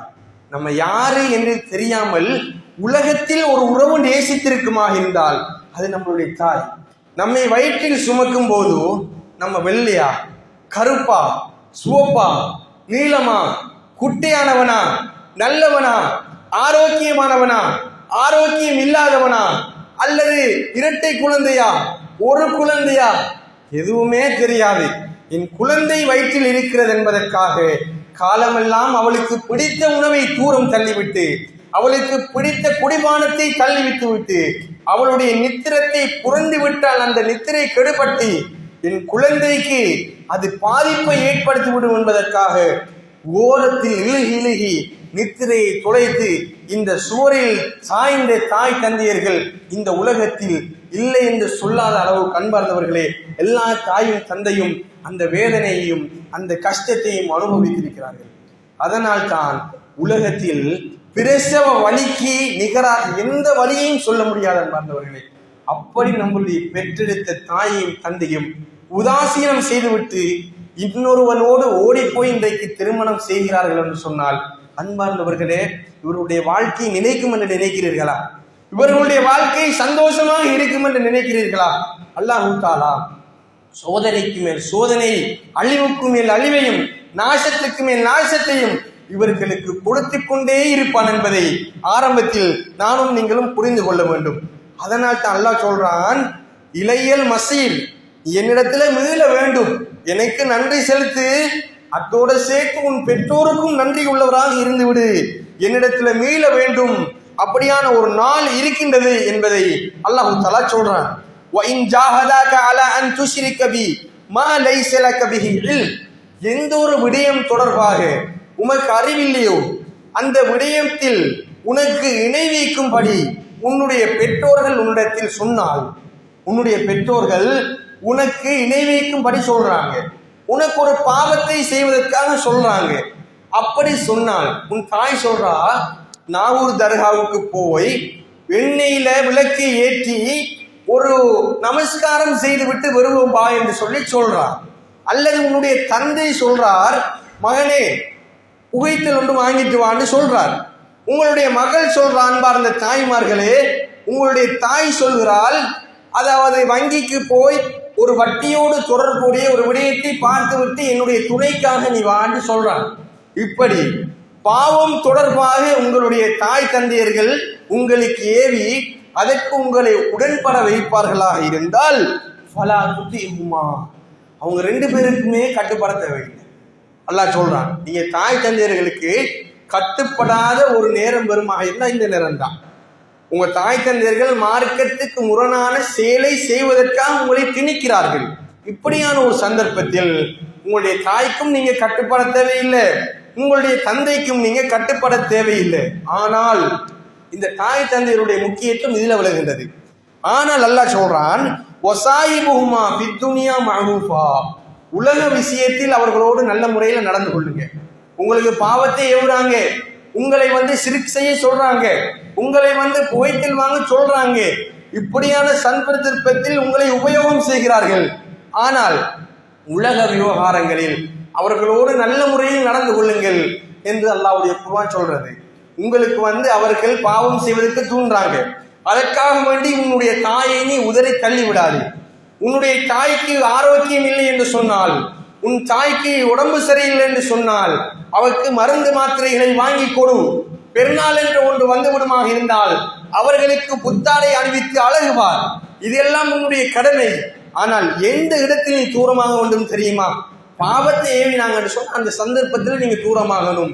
மற்ற நேரத்தில் உலக விஷயத்தில் அவர்களோடு நீங்கள் நல்ல முறையில் நடந்து கொள்ள வேண்டும். அப்படி என்பதை லுக்மான் அலைஹிஸ்ஸலாத்து வஸலாம் அல்லாஹு தஆலா குர்ஆன்ல சொல்றான். லுக்மான் அலைஹிஸ்ஸலாத்து வஸலாமுடைய அந்த வரலாற்றை சொல்லி அல்லாஹு தஆலா சொல்றான். அடுத்ததாக லுக்மான் அலைஹிஸ்ஸலாம் சொல்றாங்க, யா புனை என் அருமை மகனே, இன்னஹா இன் தகு மித்கால ஹப்பத்தின் மின் ஹர்தலின் ஃபதகும் ஃபீ ஸஹ்ரத்தின் அவ் ஃபிஸ் ஸமாவாத்தி அவ் ஃபில் அர்த் யஅதி பிஹல்லாஹ். என் மகனே, நீ செய்த ஒரு பாவம் அது கடுகின் வித்தளவு இருப்பினும், அது ஒரு கற்பாறைக்குள் இருப்பினும், அல்லது வானங்கள் பூமியில் மறைந்திருப்பினும், யஅதி பிஹல்லாஹ், அல்லாஹ் அதை கொண்டு வருவார் என்று லுக்மான் அலைஹிஸ்ஸலாம் மகனுக்கு சொல்றார். நீங்க செய்யற பாவம், நீங்க செய்யற நன்மை ரெண்டையுமே அல்லாஹ் தஆலா என்ன செய்வான், நாளைக்கு மறுமையில கொண்டு வருவான். அப்போ குழந்தைகளை வளர்க்கின்ற ஒரு தந்தை அந்த குழந்தை நன்மை செய்யும் போது அதை பாராட்டணும். மாஷா அல்லாஹ், வெரி குட் மகன், உண்மை சொல்லிட்டேன், அல்லாஹ் தஆலா உங்களுக்கு பரக்கத் செய்வான். அல்லாஹ் தஆலா சொர்க்கத்தில் இப்படியெல்லாம் இதுக்கு விமோசனம் வச்சிருக்கிறான், இப்படியெல்லாம் உங்களுக்கு நன்மை வைத்திருக்கின்றார். இப்படி ஒரு தந்தை தட்டி கொடுக்க வேண்டும். பாவம் செய்கின்ற போது நல்ல முறையில் அந்த தந்தை அந்த குழந்தைக்கு நல்ல உபதேசம் செய்ய வேண்டும். இப்படி செய்ய வேண்டாம் மகன், இப்படி செஞ்சால் அல்லாஹ் தஆலா தண்டனை வைத்திருக்கின்றான், எனவே அதை நம்ம பயந்து கொள்ளணும். இப்படி நீ செய்திருக்கின்றாய், அதனால அல்லாஹ் தஆலா என்ன செய்கின்றான், உனக்கு நன்மை வைத்திருக்கின்றான். ரெண்டு சைடையும் பிள்ளைகளுக்கு சொல்லிக் கொடுக்கணும். ஒரு தந்தை அல்லாஹ் தஆலா இரக்கக்காரன் என்பதையும் சொல்ல வேண்டும், அல்லாஹ் தஆலா கோபக்காரன் என்பதையும் சொல்ல வேண்டும். நம்ம என்ன செய்யறோம், அல்லாஹ்வை ஒரு வகையாகத்தான் சித்தரிக்கிறேன், அல்லாஹ்வை ஒரு கோபக்காரனாகவே சித்தரிக்கிறேன். எப்படி தெரியுமா, நம்ம குழந்தை வீட்டுல பொய் சொல்லிட்டு சொன்னா என்ன செல்வோம், அல்லாஹ் தஆலா சுடுவான், அல்லாஹ் அடிப்பான், நாக்குல கொக்கியை போட்டு இழுப்பான். இப்படி சொல்றோம் தானே, அந்த குழந்தையினுடைய ஆரம்ப நெஞ்சில பதிந்து கொள்ளும் அல்லாஹ் தஆலா ஒரு கோபக்காரன் சொல்லி. இந்த விளைவு எப்படி ஏற்பட்டது தெரியுமா அன்பார்ந்தவர்களே? நான் நினைக்கிறேன் கனடாவில் ஒரு சம்பவம் நடந்தது. அதாவது எல்லா மதத்தவர்களும் ஒன்றாக கலந்து படிக்கக்கூடிய ஒரு பாடசாலை. இந்த பாடசாலையை விட்டு அந்த மாணவன் வீட்டுக்கு வந்திருக்கிறார். முஸ்லீம் பையன் வீட்டுக்கு வந்த நேரம் இவர் ஒரு தவறு செஞ்சிருக்கிறார். இந்த தவறுக்காக அந்த தாய் சொல்லியிருக்கிறார், இப்படியான ஒரு வார்த்தையை சொல்லியிருக்கிறார், அல்லாஹ் தஆலா ஏசுவான், அல்லாஹ் திட்டுவான், அல்லாஹ் அடிப்பான், நரகத்தில் போட்டு சுடுவான், இப்படியான வார்த்தையை இந்த தாய் சொல்லியிருக்கிறார். அந்த பையன் சொன்னானாம், தாயே, இயேசு ரொம்ப நல்லவராமே, அவர் ஜீவிப்பாராமே, அவர் கருணை காட்டுவாராமே, அவர் பாவங்களை மன்னிப்பாராமே என்று இந்த பிள்ளை சொன்னதா. எங்க போய் நின்றிருக்கிறது பார்த்தீங்க அன்பார்ந்தவர்களே. அப்ப கிறிஸ்தவர் அவன் பிள்ளைகளுக்கு பாடசாலைகளும் அவள் தாய் சொல்லிக் கொடுக்கிறார், இயேசு நல்லவர், அவர் ஜீவிப்பார், அவர் உங்கள் பாவங்களை கழுவுவார், இப்படி எல்லாம் சொல்லி கொடுக்கிறார். நம்ம என்ன செய்யறோம், வீட்டை அல்லாஹ் சுடுவான், நெருப்புல போட்டு திட்டுவான், உங்களை அடிப்பான், கரையை பொசுக்குவான், இந்த வார்த்தையை மட்டும்தான் சொல்லிக் கொடுக்கிறோமே ஒளியே அல்லாஹ் தஆலா இரக்கக்காரன், அன்பாளன், கருணையுள்ளவன், தயால குணம் கொண்டவன், இப்படியெல்லாம் சொல்லிக் கொடுக்கிறது இல்லை. அன்பார்ந்தவர்களே, ரெண்டையும் சொல்லிக் கொடுக்கணும். குழந்தைக்கு நல்லதும் இருக்கின்றது, அதே மாதிரி அல்லாஹ் தஆலா கோபம் கொண்டவன் என்பதை ஒரு தந்தை சொல்லிக் கொடுத்தாராக இருந்தால் சமூகத்தில் நல்ல ஒரு குழந்தையாக அந்த குழந்தை மாறும். அடுத்ததாக அன்பார்ந்தவர்களே, லுக்மான் அலைஹிஸ்ஸலாத்து வஸ்ஸலாம் அவர்கள் தன் குழந்தைக்கு அடுத்த ஒரு உபதேசம் செய்கிறார். யா புனை, என்னுடைய அருமை மகனே, அகிமிஸ் ஸலா, தொழுகையை நிறைவுங்க மகன், தொழுகையில் எடுத்து நடங்க, தொழுகையை நீங்க எடுத்து நடங்க அப்படின்னு சொல்லி லுக்மான் அலைஹிஸ்ஸலாம் சொன்னார், தொழுகையை நிறைவேற்றுங்கள் மகன் என்று. இன்றைக்கு அன்பார்ந்தவர்களே, இந்த தொழுகை விஷயத்துல நம்ம குழந்தை எந்த அளவுக்கு கண்ணும் கருத்துமாக இருக்கிறது என்பதை நம்ம பார்க்கணும். முதலாவது ரெண்டு பிரச்சனை இருக்கு. ஒன்று, நம்ம குழந்தையை கூட்டிக்கு வரல, பள்ளிக்கு அழைத்து குழந்தையை தொழுகைக்கு பழக்கிறல்ல. இன்னொன்று, நாம தொழுகிறல்ல. நாம தொழுதா தானே பிள்ளை தொழும். நாம வீட்டுல இருந்துக்கு பள்ளிக்கு போ அப்படின்னு சொன்னா குழந்தை போகுமா? போக மாட்டாரு. ஏன் பாப்பா நீங்க இருக்கலன்னு சொல்லி ஒரு கேள்வி கேட்டுருவான், இன்னும் கேட்க இல்லை, அதனால நம்ம பள்ளிக்குள்ள வீட்டை இருக்கிறோம். அப்ப குழந்தை நச்சென்ற மாதிரி மூஞ்சில படுற மாதிரி முகத்துக்கு அடித்த மாதிரி ஒரு நாளைக்கு இந்த கேள்வியை கேட்டு விட்டானாக இருந்தால், நீங்களே தொழுகிறல்ல, ஏன் பாப்பா என்ன தொலை வைக்கிறீங்கன்னு கேட்டான்னு சொன்னால் அதற்கு பின்னாடி என்ன பதில் சொல்ல போறோம்? அப்ப குழந்தைக்காக வேண்டி இல்லை அன்பார்ந்தவர்களே, குழந்தை வளர்ப்புக்காக வேண்டி இல்லை, நாம முதலாவது தொழுகையை பேணி பாதுகாத்துக் கொள்ள வேண்டும். இந்த ரமலான்ல இன்னைக்கு அன்பார்ந்தவர்களை பார்க்கிறோம், மாஷா அல்லாஹ். இந்த பள்ளி என்ன செய்கின்றது? அல்லாஹ் தஆலா அருள் செய்த ஒரு பள்ளி, மிக பிரம்மாண்டமாக பள்ளிக்குள்ள யாருமே உள்ளுக்கு விரையலாத அளவுக்கு என்ன செய்கின்றது? நிரம்பி வழிகின்றது. ரமலான் அல்லாத காலத்தில் இப்படி ஒரு நிகழ்ச்சி செய்தால் அன்பார்ந்தவர்களே, அல்லாஹ் அருள் செய்த சிலரை தவிர நிறைய பேர் என்ன செய்ய மாட்டாங்க, வரமாட்டார்கள். ஏனென்று சொன்னால் அந்த ஈமான் பலகீனம் அடைகின்றது.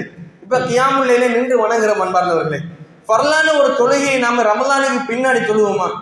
இப்ப ரமலானுடைய மாதம் வந்து விட்டால் ரமலானுடைய ஆரம்ப காலம் எப்படி இருக்கும்? பள்ளி நிரம்பி வழிந்து பள்ளிக்கு முன்னாடி முதல் சப்புல நின்றவருக்கு கூட இடம் கிடைக்காத அளவுக்கு என்ன செய்யும்? பழமையாக முன் சப்புல நின்றவருக்கு கூட இடம் கிடைக்க மாட்டார். அவர் பின் சப்புல போய் நிற்கிற அளவுக்கு நிலைமை ஏற்பாடும். அன்றைய நான் பள்ளிக்கு வந்தவங்க அப்பா என்ன மச்சான் பள்ளியில இருந்து அன்றைக்கு தான் அவன் முதலாவது வந்திருப்பான். அவங்க அப்பா என்ன நீ பள்ளிக்குள்ளன்னு சொல்லி அந்த அளவுக்கு ரமலான் என்ன செய்யும்? மனிதனை மாத்திரும். ரமலான் முடிந்து விட்டது என்று வைங்க. பெருநாள் அன்று ஃபஜ்ர் தொழுகைக்கு பாருங்க, அந்த ரமலானுக்கு முன்பு யாரெல்லாம் ஃபஜ்ர் தொழுதார்களோ அவங்க மட்டும்தான் சஃப்ல நிற்பாங்க. பெருநாள் அன்றைய லுஹர் தொழுகை அன்பார்ந்தவனை யோசிச்சு பாருங்க, யாரு பள்ளியில நிற்பா? இதை நம்ம சமூகத்தில் நேரடியாக காண்றோம் தானே. ஏன் என்று சொன்ன தொழுகை சம்பந்தமான ஒரு டேஸ்ட் இல்லை. ஏன் தொழுகிறோம்? நம்ம ஏன் தொழுகிறோம்? நிறைய பேருக்கு பதில் சொல்ல முடியும். ஏன் தொழுகிறோம்டா? தொழுகிறோம்.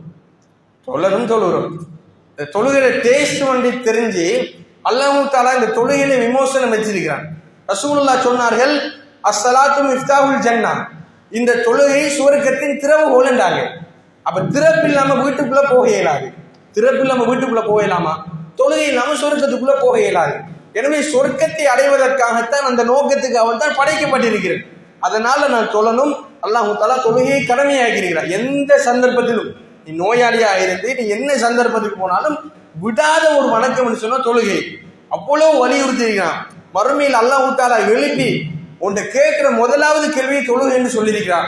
எனவே இல்லை சாட்டு போக்காக இருந்து விடக்கூடாது, அதனால நம்ம தொழ வேண்டும் அப்படின்னு சொல்லி ஒருத்தன் என்ன செய்ய வேண்டும்? உயிரோட்டமாக வந்து தொழணும். ஏன் தொழுகிறோம்? தொழுகிறோம். அதான் நம்ம பதிலாக இருக்கின்றது. இந்த தொழுகை விஷயத்தில் அன்பார்ந்தவர்களே, இன்றைக்கு மனுஷனுக்கு என்ன கஷ்டம், கவலை, துன்பம், மனசு வெட்டிக்க பார்க்குது, ஏலா கடன் பிரச்சனை, தொல்லை தாங்க இயலாது, தூக்குல தொங்கணும் போல இருக்குது, நினைக்கிறோம் தானே. என்ன காரணம்? மனசுல ரேக்ஸ் இல்லை, மனசுல திருப்தி இல்லை. இன்றைக்கு அன்பார்ந்தவர்களே, உளவியலாளர்கள் சொல்றாங்க ஒரு மனிதனுடைய மைண்ட் ரிலாக்ஸிங், ஒரு மனிதனுடைய அதாவது மன ஆறுதலுக்கு ஆக பெஸ்டான ஒரு ட்ரீட்மெண்ட் என்ன தெரியுமா? ஆக பெஸ்டான ஒரு ட்ரீட்மெண்ட் என்று கேட்டால் தூண்டல் போடுறது. மனசு ரிலாக்ஸ் ஆகிறதுக்கு ஆக பெஸ்டான ட்ரீட்மெண்ட் உலகத்திலே இருக்கக்கூடிய சைக்காட்டிஸ்ட்கள் சொல்றாங்க தூண்டல் போடுறது. ஏன்னு சொன்னா தூண்டல்ல போட்டு விட்டு இந்த தூண்டில் வந்து எப்போதும் மீனை கவும், இந்த இரையை எப்போதும் அந்த மீன் கவும் அப்படின்னு சொல்லி இவன் பார்த்துட்டே இருப்பான். பார்த்துட்டு இருந்தால் இவனுடைய மனசில் நாம் என்ன செய்யும் என்று கேட்டால் ஏனைய சிந்தனைகளை புறம் தள்ளி இந்த தூண்டல் மட்டும் மீனை கவுகின்ற சிந்தனைக்கு மட்டும் பெறும். ஏனைய சிந்தனை போனா ஒரு சிந்தனையில் இருந்த மனசு ரிலாக்ஸ் ஆகும் தானே. மனசு அல்லாஹ் தஆலா திடப்படுத்துவான் தானே. பெரிய பெரிய கோடீஸ்வரன் பெரிய பென்ஸ் BMW காரை சைடாக்கி வச்சுட்டு என்ன செய்வான்? குளத்துக்கு முன்னுக்கு நிம்மீன் போட்டுட்டு இருப்பான். ஏன் அவனுக்கு கரை இல்லையா? அவன் மைண்ட்ல அவன் அவ்வளோ பிரச்சனை, வசதி இருக்கு, நிம்மதி இல்லை, அதனால மீன் போட்டு தூண்டலை பிடிச்சிட்டு இருப்பான். இது உளவியலாளர்கள் சொல்லக்கூடிய மருந்து. அல்லாஹ் தஆலா சொல்றான், மனிதனே ஒரு நாளைக்கு 5 தடவைகள் உனக்கு நான் மைண்ட் ரிலாக்ஸிங் மருந்து தாரன், வா நீ தொழுகைக்கு வா, தக்பீரை கட்டு, சூரா ஃபாத்திஹாவை ஓது, உன்னுடைய கண்ணை நீ சுஜூது செய்கின்ற இடத்தில் வை, எல்லா சிந்தனைகளையும் உதறிவிடு, உன்னை ஃபாத்திஹாவில் நீ ஓதுகின்ற அந்த சூராவினுடைய கருத்தை உணர்ந்து பார். அல்ஹம்துலில்லாஹி ரப்பில் ஆலமீன், புகழ் அனைத்தும் அகிலத்தாரின் இரட்சகன் அல்லாஹ்வுக்கு மாத்திரமே. அர் ரஹ்மான் ரஹீம், அவன் அளவற்ற அருளாளன், நிகரில்லாத கருணை உடையவன். இப்படி இந்த பொருளை உணர்ந்து உன் தொழுகையை நீ உயிரோட்டமாக தொழுதா என்று சொன்னால், ஒரு நாளைக்கு மீன் பிடிக்க போறவன் கூட 1 மணிக்கு தான் ஒரு தடவை போய் பிடிப்பான். 5 தரம் உனக்கு ஒரு நாளைக்கு நான் மைண்ட் ரிலாக்ஸ் தாரன் வா என்று சொல்லி அல்லாஹ் அழைக்கிறான். அதுக்கு பதில் சொல்ல நோ டைம். ஏன் பிஸி, ஏன் வியாபாரம், ஏன் கூத்து, ஏன் கும்மாளம், ஏன் காலேஜ், ஏன் நித்திரை, இதுக்கெல்லாம் நேரம் இல்லை. ஆனா எல்லாத்துக்குமே நேரம் இருக்கின்றது, இதற்கு நேரம் இல்லை. அல்லாஹ் தஆலா தந்த இந்த நியமத்துக்களை சரியான முறையில் பயன்படுத்துவதற்கு நேரம் இல்லாத ஒரு மனிதனாக இருப்பானாக இருந்தால் நாளைக்கு மறுமையில் அல்லாஹ் சொல்றான், இன்ன பத்ஷ ரப்பிக லஷதீத், இறைவனின் குடி ரொம்ப கடினமாக இருக்கும் என்று அல்லாஹ் சொல்றான். மனம் போதும் என்று சொல்லும் அளவுக்கு அரட்டை அடிக்கவும் குரட்டை விட்டு தூங்கவும் நேரம் இருக்கிறது. 3-4 வேளை வயிறு புடைத்து உண்டுகளுக்கு நேரம் இருக்கின்றது. அடுத்தவனை பற்றி முகநூலில் கேவலமாக எழுதவும் இன்னொருவருடைய குறைகளை அலசி ஆராயவும் நேரம் இருக்கின்றது. நண்பர்களோடு கூத்து போட்டு கும்பாலம் அடிப்பதற்கு நேரம் இருக்கின்றது. உடல் தந்து அதற்குள் உயிரும் உணர்வும் தந்து சிந்திக்கும் திறனும் தீரமும் தந்து நாடியதை செய்து கொள்ள ஊனலில்லா உடலையும் கோணலில்லா அறிவையும் தந்து காத்து போஷிக்கும் இந்த அல்லாவை வணங்குவதற்கு 24 மணித்தியாலங்களை கொண்ட ஒரு நாளில் குறைந்தது 50 நிமிடத்தை, ஒரு தொழுகைக்கு 10 நிமிடம் போதும் அன்பார்ந்தவர்களே, 50 நிமிடத்தை 5 வக்து தொழுகைக்கு நாங்கள் நிறைவேற்றவில்லை என்று சொன்னால் நம்மளை போன்ற துரதிர்ஷ்டவசசாலிகள் இந்த உலகத்தில் யார் இருக்க முடியும் அன்பார்ந்தவர்களே? இந்த உலகத்தில் யார் இருக்க முடியும்? நல்லதை சிந்திக்க வேண்டும், நல்ல சிந்தனைகள் வர வேண்டும் என்பதற்காக இன்றைக்கு அலைகின்றோம். இன்றைக்கு குழந்தையை திருத்துவதற்கு முயற்சி செய்கின்றோம். அன்பார்ந்தவர்களே, டாக்டர் கீத் மூர் அவர் the textbook of basic of cell biology என்ற புத்தகம் எழுதுகிறார். இந்த புத்தகத்தில் அவர் என்ன சொல்றாருன்னு சொன்னால், ஒரு மனிதனுக்கு அல்லாஹ் தஆலா 2 தாட்ஸை கொடுத்திருக்கிறார். ஒன்று பாசிட்டிவ் தாட்ஸ், இன்னொன்று நெகட்டிவ் தாட்ஸ். அவன் நல்லாக சிந்திப்பான், மறையாக சிந்திப்பான். இந்த 2 சிந்தனையும் அல்லாஹ் தஆலா கொடுத்திருக்கின்றார். ஒரு மனிதன் நல்லாக சிந்திக்க வேண்டுமாக இருந்தால் இந்த சுரப்பி எங்கே சுரக்குதான் தெரியுமா? டாக்டர் கீட்மூர் சொல்றார், நெற்றியினுடைய முன்பகுதியில் சுரக்குப்பான். நெற்றியின் முன்பகுதியில் சுரக்குப்பான். நெற்றியினுடைய முன்பகுதியில் இந்த சுரப்பி சுரக்கின்றது. எப்போது இந்த நெற்றி புவியீர்ப்பு சக்தியோடு நேரடியாக தொடர்புபடுமோ அப்போது இவனுக்கு பாசிட்டிவ் தாட்ஸ் அதிகமாக வரும். நல்லதை சிந்திப்பான், நல்ல வார்த்தைகள் பேசுவான், நல்லவர்களோடு பழகுவான், நல்ல நண்பர்களோடு கூட்டுறவு வைப்பான். எப்போது இது இல்லாமல் ஆகின்றதோ அப்போது இவன் திசை மாறுவான், களவெடுப்பான், பொய் சொல்லுவான், சூது கடுமையாகுவான். இப்படியான ஒரு குழந்தையாக நம் குழந்தை மாறும். டாக்டர் கீட்மூர் சொல்லிவிட்டு, எப்போது அன்பார்ந்தவர்களை நம்மளுடைய நெற்றி புவியீர்ப்பு சக்தியோடு நேரடியாக தொடர்படும்? தொழுகின்ற போது, சுஜூது செய்கின்ற போது தொடர்படும். எனவே இது முஸ்லிம்களுடைய தொழுகையாக இருக்கலாம்னு சொல்றான். அல்லாஹ் சொல்றான் குர்ஆன்ல, இன்ன ஸலாத்த தன்ஹா அனில் ஃபஹ்ஷாஇ வல் முன்கர். இந்த தொழுகை மானக்கேடான கெட்ட விடயங்களை விட்டு உங்களை பாதுகாக்கும்னு சொல்றார். அந்த 1400 சொச்சம் வருடத்துக்கு முன்னாடி அல்லாஹ் சொல்லிட்டான், தொழுகை உங்களுக்கு பாசிட்டிவ் தாட்ஸை தான் தரும் என்று. இன்றைக்கு இவர்கள் கண்டுபிடிக்கிறார்கள், பாசிட்டிவ் தாட்ஸ் வருவதற்கு புவியீர்ப்பு சக்தியோட நெற்றி வர வேண்டுமா, அது ஊன்ற வேண்டுமா, சுரப்பி சுரக்க வேண்டுமா? நோ, உனக்கு சொல்றேன் மைண்ட் ரிலாக்ஸுக்கு நான் மறந்துதாரன், வந்து தொழு மனிதா என்று கூவி அழைக்கிறான். அல்லா நேரம் இல்லைன்னு சொல்லுகிறோம். நேரம் இல்லைன்னு சொல்லி இங்க சொல்லி தப்பிக்கிறலாம், நாளைக்கு மறுமையில் தப்ப இயலாதன் பார்த்தவர்கள். எனவே ஒரு தந்தை தானும் தொழுவதோடு தந்த குழந்தைகளையும் தொழுகைக்காக அழைத்து வரக்கூடிய ஒரு தந்தையாக இருக்க வேண்டும்.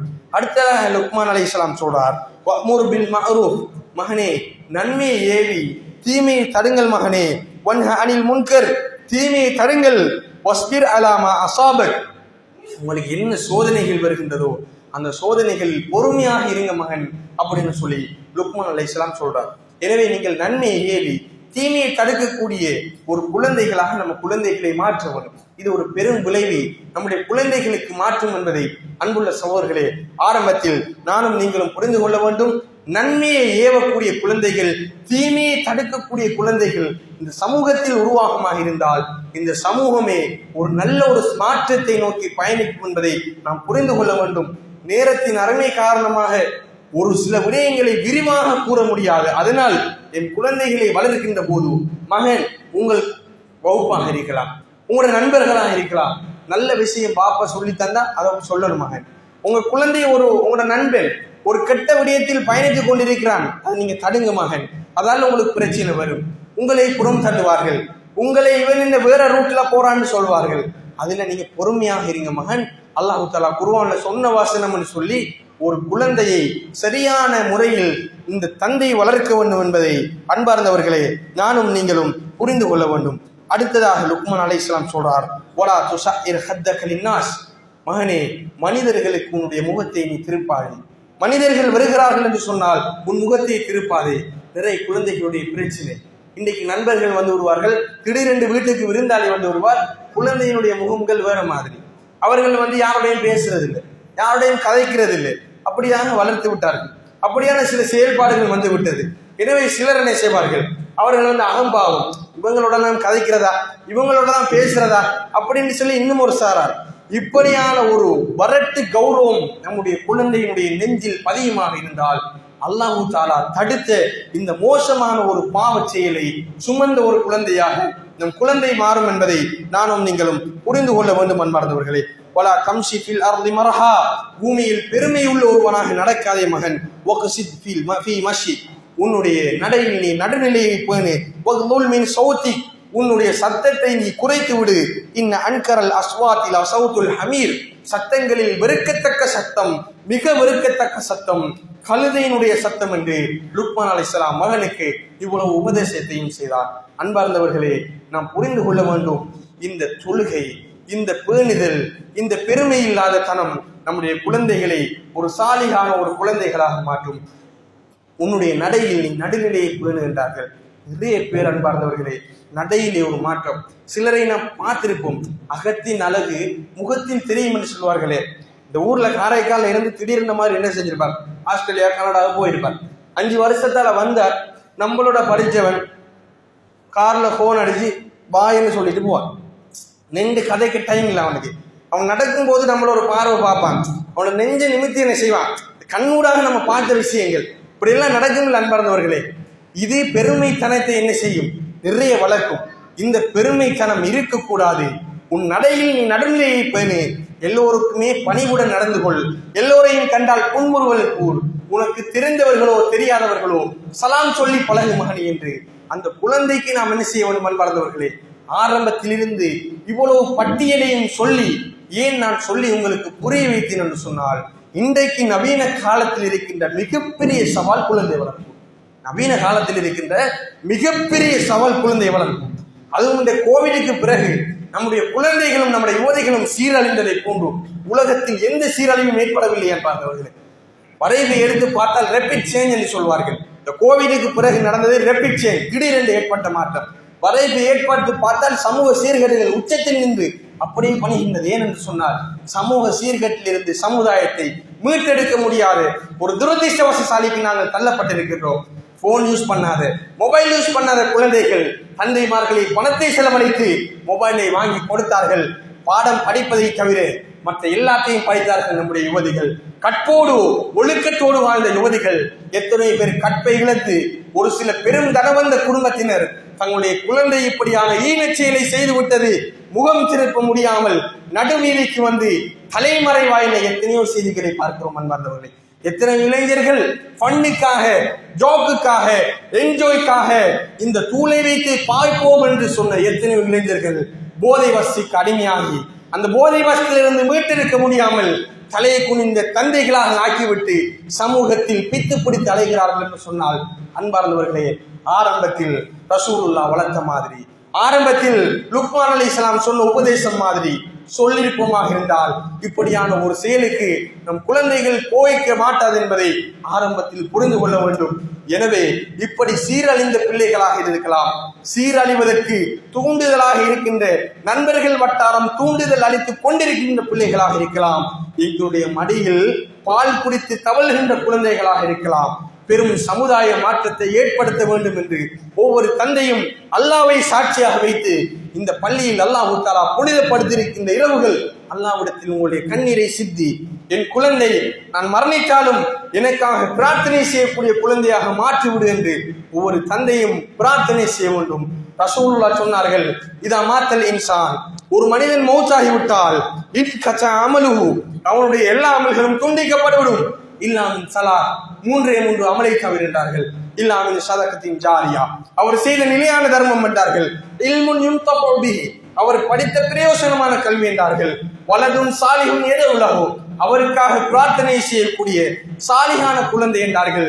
நாம் சிந்திக்க வேண்டும், நாம மௌத்தானால் 2 கரத்தையும் ஏந்தி என் குழந்தை பிரார்த்திக்குமா என்று சொல்லக்கூடியது நமக்கு தெரியும் அன்பார்ந்தவர்களே. நம்ம உயிரோடு இருக்கும் போதே எப்படி நடமாடுகிறார்கள், நம்ம மௌத்தானதற்கு பின்னாடி நம் குழந்தைகள் எப்படி இருக்கும் என்பதை சிந்தித்து பார்த்தோமா அன்பார்ந்தவர்களே. இன்றைக்கு துரதிர்ஷ்டவசம், சமூகத்தில் ஏற்பட்ட நாசம், சமூகத்தில் ஏற்பட்ட அழிவு, ஒரு தந்தைக்கு ஜனாசா தொழுகை நடத்த முடியாத எத்தனையோ குழந்தைகள் இருக்கிறார்கள் அன்பார்ந்தவர்களே. எத்தனையோ குழந்தைகள் இருக்கின்றார்கள். அவர் டாக்டர், அவர் இன்ஜினியர், அவர் பிஹெச்டி, அவர் பெரிய பிஏ, அவர் தான் தொழிலதிபர், அவர் தான் வசதிக்காரர். தந்தையினுடைய தொழுகைக்கு ஹசரத் வாங்கலாம் என்று கேட்கிறார். அவர் பெரிய ஆலிமா, அவர் பெரிய மிஸ், அவ பிடிக்க ஆள் இல்லை, அவ ஒரு பெரிய டீச்சர், அவ பெரிய கௌரவம் தொழிலதிபராக இருக்கிறார், பெரிய தொழில் செய்கிறார். தாயிலே ஜனாசாவை குளிப்பாட்ட தெரியாத பெண் பிள்ளைகள். அன்பார்ந்தவர்களே, அல்லாஹ் தஆலா வயோதிப்பு அடைந்த பெற்றோர்களை தந்து அவர்கள் மூலம் இன்பம், அவர்கள் மூலம் சந்தோஷம், அப்படியான நிலையை ஆக்கியிருக்கிறான் என்று சொன்னால் அந்த வாழ்க்கையை மிஸ் பண்ணி விடாதீர்கள். என் அன்பின் இளைஞர்களே, உங்களுடைய பெற்றோர்களை நீங்கள் கடைசியாக வழி அனுப்புகின்ற பயணம் அந்த பயணம். நான் நினைக்கின்றேன், ஒரு தந்தை ஒரு மகன் முன்னாடி வைத்து ஜனாசா தொழுவிப்பதை போன்று ஒரு உணர்வு பூர்வமான ஒரு தொழுகை வேறு இருக்க மாட்டதுன்னு சொல்றேன். ஹஸ்ரத் வருவார், தொழுவிப்பார், ஸ்போக்குக்காக தொழுவிப்பார், அவர் சிலர் காசுக்காக வேண்டி தொழுவிப்பார், அவருக்கு யாரென்றே தெரிந்திருக்க மாட்டாது. சில வேளை அந்த தொழுகை உணர்வு பூர்வம் இல்லாத தொழுகையா இருக்கலாம். உங்களுடைய தந்தை உங்களுக்கு முன்னால் மௌத்தானால் அந்த தந்தையை தொழுவிக்கின்ற ஒரு தந்தை, அந்த தந்தையை தொழுவித்து நல்லடக்கம் செய்கின்ற இல்மை நான் படிக்க வேண்டும் என்று ஒவ்வொருவரும் புரிந்து கொள்ள வேண்டும். தக்பீர் கட்டி என் தந்தை போக போகின்றார், அவருடைய உடல் இந்த உலகத்தை விட்டு நிரந்தரமாக பிரிய போகின்றது, இந்த தந்தைக்கு இதற்கு பிறகு நான் பார்க்க இயலாமல் சொல்லி உணர்வு பூர்வமாக அல்லாஹ் யா அல்லாஹ் என்னுடைய தந்தையினுடைய பாவங்களை மன்னித்து அவருக்கு நீ ரஹ்மத் செய்வாயாக, யா அல்லாஹ் இவருக்கு நல்ல மனைவிகளை கொடுப்பாயாக, சுவர்க்கத்தில் குடியமர்த்துவாயாக என்று அல்லது கண்ணீர் விட்டு உணர்வு பூர்வமாக சிந்திக்கக்கூடிய உறவு ஒரு தந்தையை பெற்றெடுத்த ஒரு மகனால் தான் முடியும் என்பதில் எள்ளின் முனை அளவு கூட சந்தேகம் இல்லை. எனவே அன்பின் ஈமானிய உறவுகளே, மார்க்க கல்வியை புகட்டக்கூடிய குழந்தைகளாக எங்களுடைய குழந்தைகளை ஆக்கியிருப்போம். நம்முடைய குழந்தை 4 பேருக்கு நல்லதை சொல்லக்கூடிய குழந்தைகளாக மாற்றுவோம். உலக கல்வி உயிர் உள்ளவரை, மார்க்க கல்வி மறுமை வரை, இதை நீங்கள் மறந்து விடாதீர்கள். மறுமை வரைக்கும் நீங்கள் மரணித்தாலும் உங்களுக்காக வேண்டி பிரார்த்தனை செய்து மார்க்க கல்வியை இல்மை சுமந்த நல்ல பிள்ளைகளாக உங்களுடைய குழந்தைகள் வளரும். அப்படிப்பட்ட நல்ல மார்க்க அறிஞர்களாக நம்முடைய குழந்தைகளை வளர்த்து விட்டு போவோம். அன்பார்ந்தவர்களே, அதன் அடிப்படையில் இந்த காரைக்கால் பிரதேசத்தில் உபை இப்னு கஅப் ஹிஃபுல் மദ്രஸா ஆரம்பிக்கிறார்கள். இன்ஷா அல்லாஹ் அருகில் இருக்கின்றது. அல்லாஹ்வுடைய அல் குர்ஆனை சுமந்த ஹாஃபில்களை உருவாக்குவதற்கு இந்த மദ്രஸா அர்ப்பணிப்புடன் செயற்படுத்துவதற்கு ஆரம்பிக்கப்படுகிறது. அதே போன்று இங்கே இருக்கக்கூடிய பெண்கள் மദ്രஸா இருக்கின்றது. அல்லாஹ் தந்த இந்த குழந்தை செல்வங்களை அல்லாஹ்வுக்கு பாக்கியமாக அல்லாஹ் தந்த இந்த குழந்தைகள் இந்த பாக்கியத்தை அல்லாஹ் பொருந்தி கொண்டு நல்ல பாக்கியங்களாக எடுத்து நடந்து மார்க்க வழியில் எங்களுடைய குழந்தைகளை செலுத்தி அதன் மூலம் மறுமையில் கண் குளிர்ச்சி அடைந்த பெற்றோர்களாக என்னுடைய பெற்றோர்களும் உங்களுடைய பெற்றோர்களும் ஆக வேண்டும். அல்லாஹ் தஆலா நாளைக்கு மறுமையில் ஐயத்துஹன் நஃப்ஸுல் முத்மஇன்னா அமைதி அடைந்த ஆத்மாவை என்று அழைக்கும் போது லப்பைக் யா ரப், உன்னிடத்தில் ஆஜராகிவிட்டோம் ரஹ்மானே என்று நானும் நீங்களும் என்னுடைய உறவுகளும் உங்களுடைய உறவுகளும் நபிமார்கள் நல்லடியார்கள் சாலிஹீன்களோடு அந்த சுவன பூங்காவில் வலம் வருவதற்கு வல்ல ரஹ்மான் அருள் செய்வானாக. வாஹிரு தஅவானா அனில் ஹம்துலில்லாஹி ரப்பில் ஆலமீன். சுப்ஹானக்கல்லாஹும்ம பிஹம்திக அஷ்ஹது அல்லா இலாஹ இல்லா அன்த அஸ்தக்ஃபிருக வ அத்தூபு இலைக். அஸ்ஸலாமு அலைக்கும்.